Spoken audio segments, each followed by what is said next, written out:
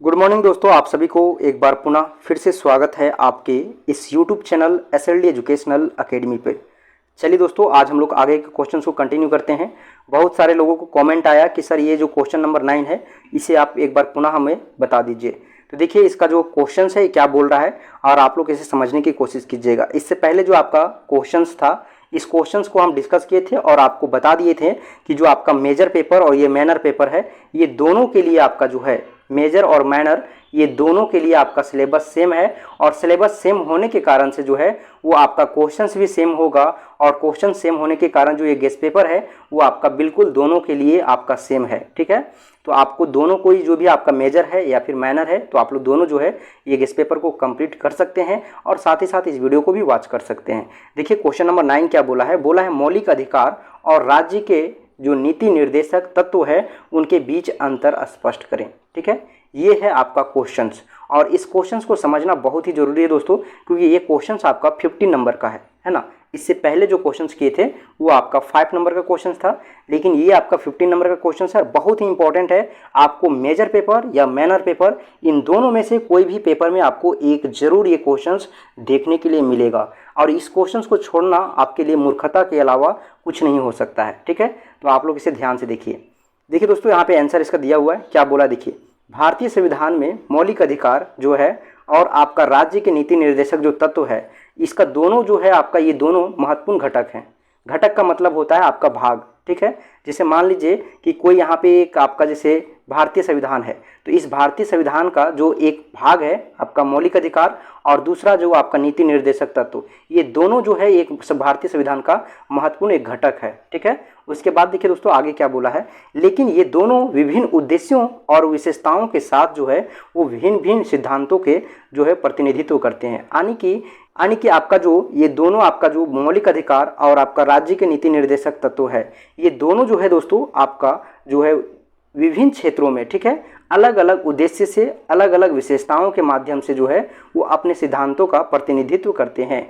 इनके बीच के अंतर को निम्नलिखित बिंदुओं के माध्यम से स्पष्ट किया जा सकता है। यानी कि आपका जो नीति निर्देशक तत्व है और जो आपका मौलिक अधिकार है, इन दोनों के बीच जो आपका जो है अंतर है उसे हम लोग निम्नलिखित बिंदुओं के माध्यम से स्पष्ट रूप से जो है वो हम लोग यहाँ पे स्पष्ट कर सकते हैं। ठीक है, देखिए यहाँ पे पहला जो है आपका यहाँ पे बोला है मौलिक अधिकार। ठीक है, देखिए आपका इसमें कॉमन पॉइंट होगा आपका प्रकृति और परिभाषा। ठीक है, यानी कि मौलिक अधिकार और आपका नीति निर्देशक तत्व जो है इसका प्रकृति यानी कि नेचर और इसका परिभाषा क्या होता है इसे हम लोग समझते हैं। ठीक है, साथ ही साथ दोस्तों आपको बता दें कि आगे के सेमेस्टर के लिए आप हमसे जुड़ सकते हैं। बेहतर तैयारी करने के लिए एकदम मिनिमम प्राइस में, बहुत ही कम पैसे में आप जो है वो हमारे साथ जुड़ सकते हैं। जितना आप विश्वास नहीं करते हैं उससे कम पैसे में भी आपको जो है वो प्रॉपर तरीके से daily live classes, recorded video और आपका जो है प्रॉपर तरीके से डेली क्लास नोट्स और साथ ही साथ इंपॉर्टेंट क्वेश्चंस का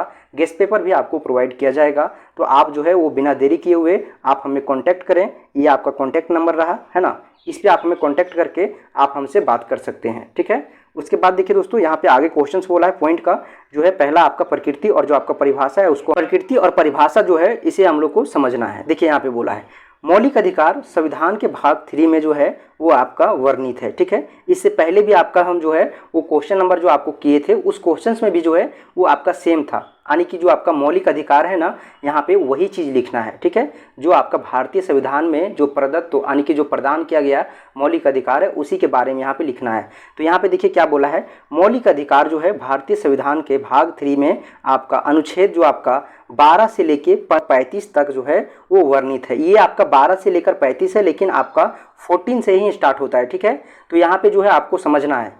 तो ये आपका वर्णित है, ये अधिकार जो है वो नागरिकों के लिए आवश्यक मूलभूत जो आपका स्वतंत्रताएं होती है ना, उसे जो है वो प्रदान करने का कार्य करता है। जो उन्हें राज्य के किसी भी अन्याय और उत्पीड़न से सुरक्षा प्रदान करता है। ठीक है, देखिए यहाँ पे बोला क्या है इसको समझिए।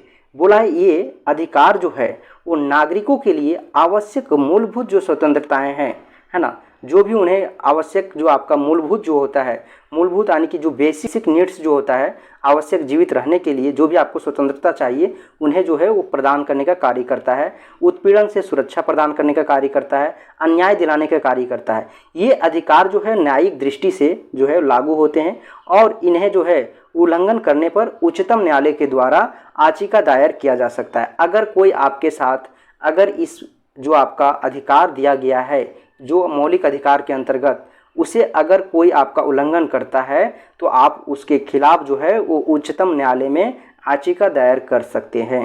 साथ ही साथ देखिए दोस्तों, यहाँ पे आपका बोला है राज्य के नीति निर्देशक तत्व। यहाँ पे हम लोग समझने की कोशिश करेंगे कि आपका पहला पॉइंट क्या है। पहला पॉइंट है आपका प्रकृति और परिभाषा, ठीक है। और इसमें हम लोग देख रहे थे फर्स्ट पॉइंट में आपका मौलिक अधिकार।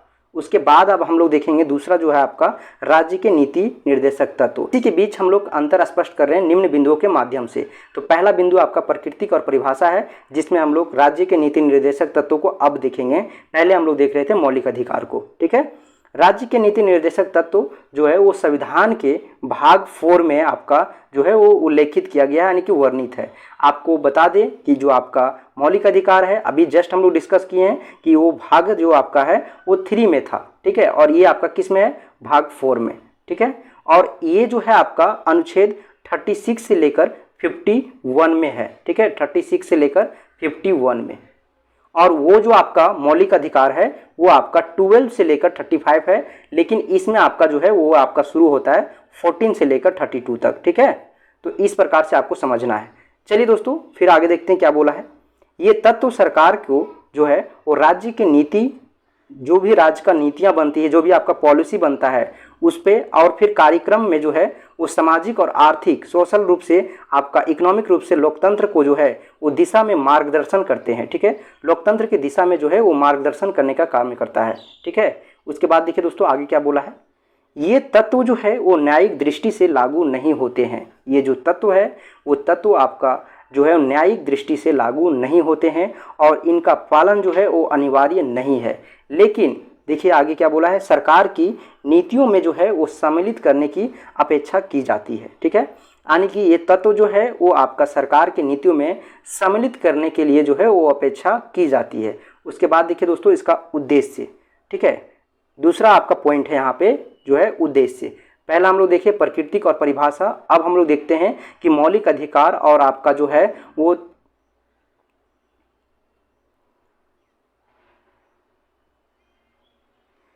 मौलिक अधिकार और राज्य के नीति निर्देशक तत्वों का उद्देश्य क्या है, ठीक है। अभी हम लोग देख रहे थे प्राकृतिक और परिभाषा।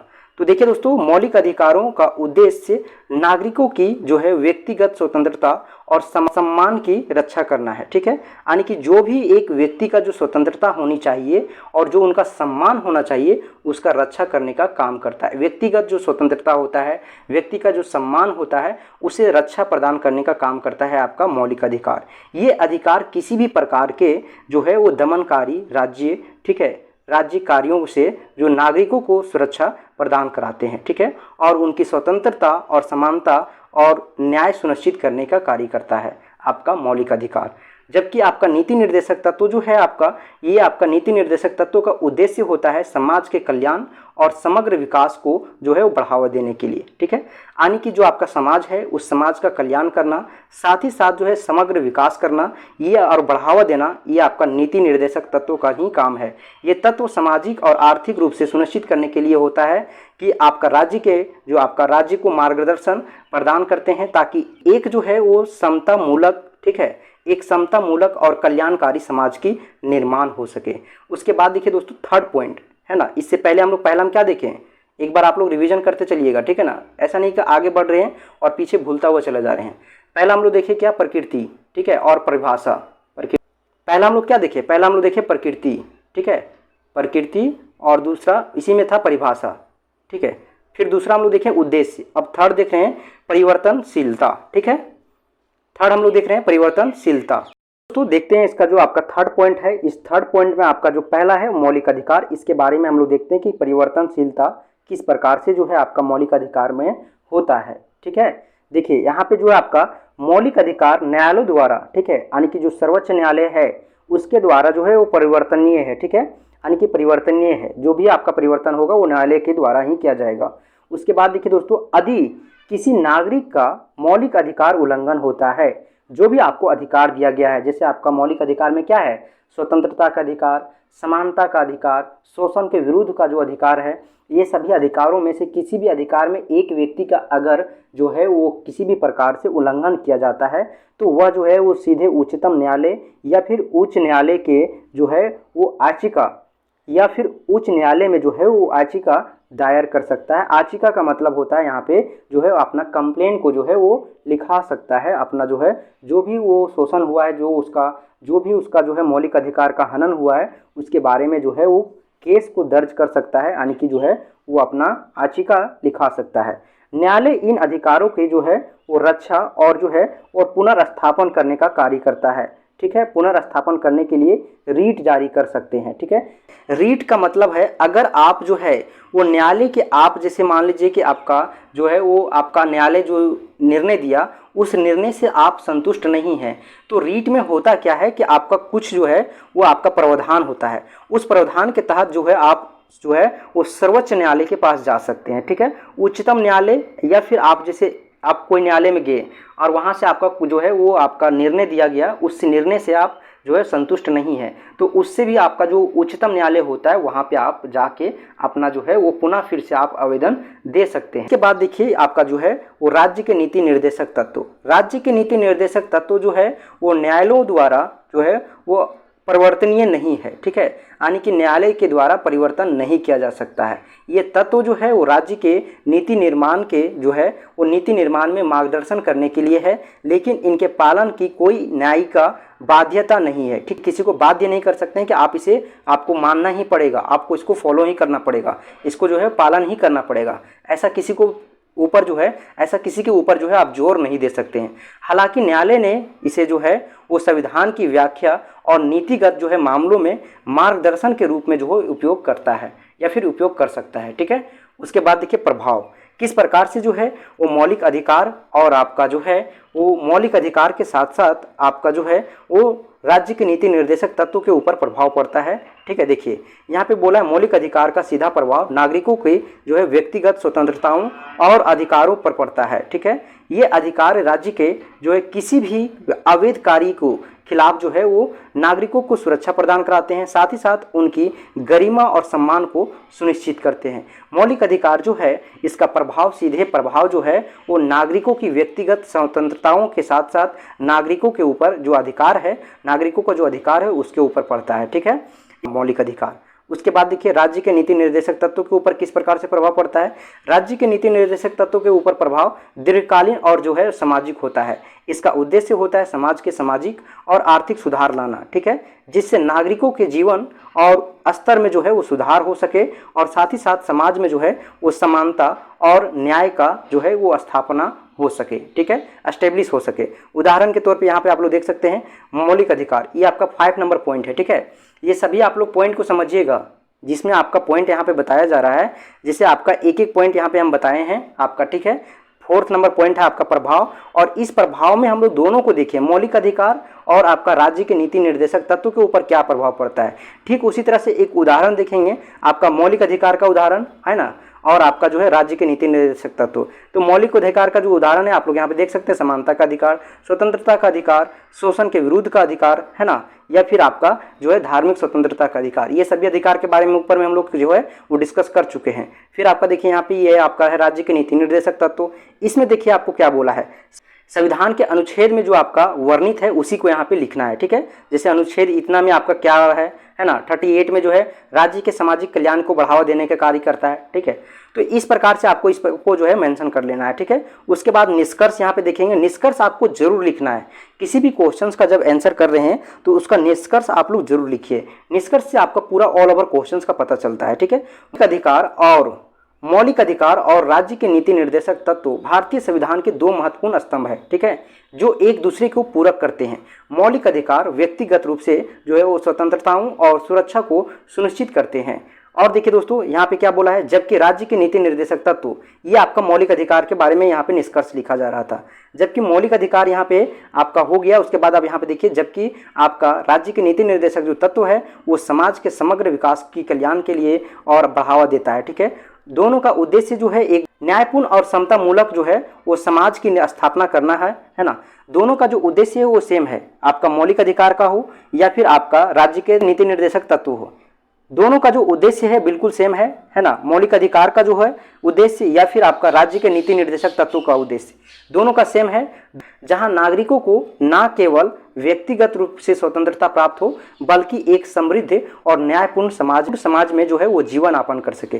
कोई भी व्यक्ति जो है वो केवल व्यक्तिगत स्वतंत्रता ही प्राप्त नहीं करे बल्कि जो है वो सभी तरह से जो है वो एक समृद्ध और न्यायपूर्ण समाज की जो है वो जीवन यापन कर सके, समाज में जो है वो जीवन यापन कर सके। इसका ही उद्देश्य है आपका मौलिक अधिकार और आपका राज्य के नीति निर्देशक तत्वों का। तो इस प्रकार से ये प्रश्न आपका कंप्लीट हुआ दोस्तों, है ना। आप लोग जो है वो इसे जरूर से कर लीजिएगा एग्जाम से जाने से पहले, ये बहुत इंपॉर्टेंट क्वेश्चन था।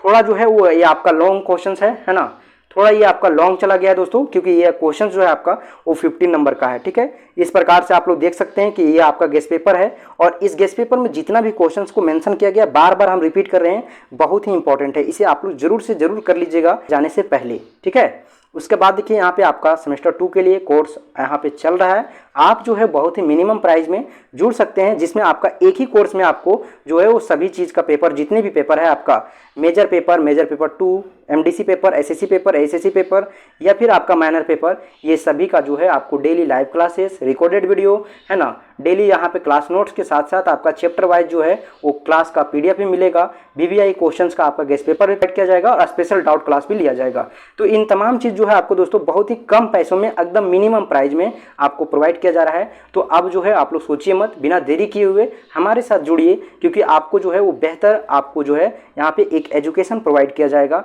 जो कि आपका बिल्कुल मिनिमम प्राइस रहेगा। आप घर बैठे जो है वो कंप्लीट कोर्स को अध्ययन कर सकते हैं बहुत ही कम पैसों में। तो चलिए दोस्तों, फिर मिलते हैं हम लोग एक नए वीडियो में, तब तक के लिए आप लोग को बहुत बहुत धन्यवाद, है ना। आप लोग अगर कोर्स को ज्वाइन करना चाहते हैं तो आप लोग इस नंबर पे हमें कांटेक्ट कर सकते हैं। ठीक है, तो इस नंबर से जो है दोस्तों आप लोग कांटेक्ट कर सकते हैं। अगर पेड बैच को ज्वाइन करना है तो आपको डायरेक्ट हमसे ही बात होगा, है ना। तो जो भी आपको इससे रिलेटेड आपको जानकारी चाहिए आप इस नंबर पे कॉल करके या फिर आप व्हाट्सएप पे द्वारा मैसेज करके हमसे जानकारी ले सकते हैं। धन्यवाद दोस्तों, फिर मिलते हैं एक नई वीडियो में, तब तक के लिए आप लोगों को बहुत बहुत धन्यवाद। आप लोग हमारे साथ इसी तरह कंटिन्यू बने रहें।